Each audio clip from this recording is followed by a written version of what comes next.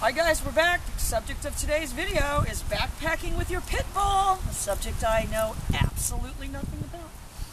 These are good dogs to backpack with though, if you were going to do that, because they're so strong.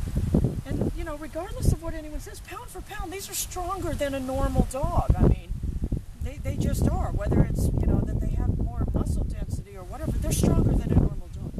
Oh, he could carry a lot. Oh, he's so alert. He protects me. Alright guys, so we're just going to work him around a little bit. And I don't know, most of the dogs that we put this backpack on, I don't know, there was that one that was biting at it. Most of them don't seem to have any care or concern about the backpack at all. Alright guys, so we're just going to work him around.